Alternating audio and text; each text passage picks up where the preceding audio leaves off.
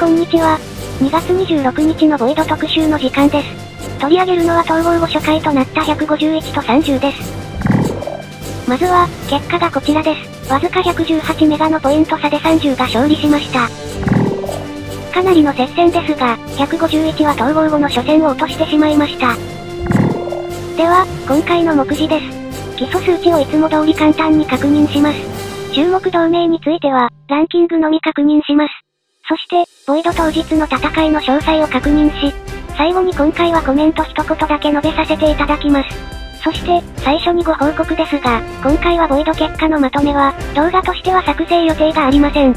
全体的な集計値のみの報告になりますので、ブログ側でデータを掲載のみとする予定です。では、まず各基礎数値からです。151は統合後、全体順位として7位となりました。1年以上前に統合した30ですが、未だにこの規模を超えるワールドは発生してません。ランキング合計値です。同盟戦力としてやはり差があります。また、殺害数としては平均でも2ギガほどとなります。しかし副艦戦力としては151が勝ります。イベント勝率等がこちらです。統合した場合はあくまでも参考数値です。レーダーチャートがこちらです。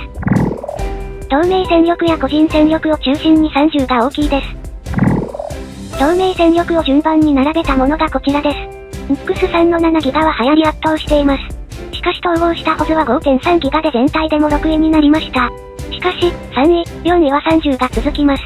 注目なのが、151のビーグです。そして、同盟殺害数の順位です。NUX3 やホズはああなるほどといった様子です。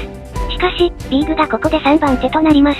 戦力では 3.5 ギガですので、割合的には高めといった数値です。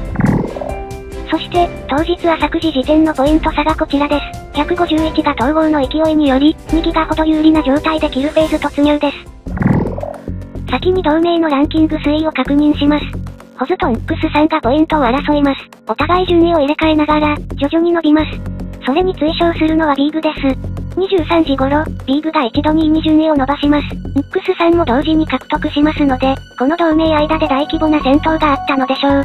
NUX3、ブス、ホズ、ビーグといった様子でポイントを伸ばしつつ終了します。4番手の同盟は、両ワールド同盟ランキング8位のアウフです。当日のポイント推移を確認します。NUXにも前半のレポートはありませんでした。151のトッププレイヤーによる単独攻撃が目につきました。お互いの存在を確認し合うような攻撃だったのでしょう。最初に21時にビーグとNUX3が大きな戦いを発生させます。これにより30が差を縮めます。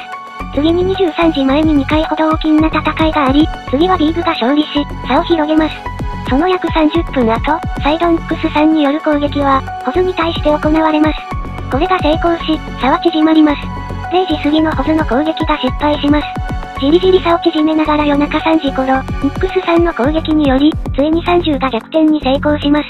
早朝に一度順位を入れ替えますが、すぐに逆転し、そのまま終了となりました。それでは、感想です。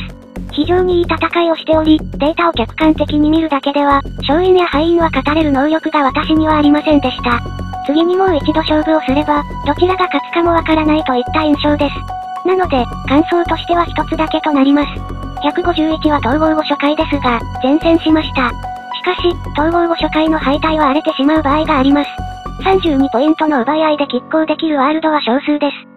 今後の可能性はかなり大きいので、ゆっくり構えていただきたいなと思いました。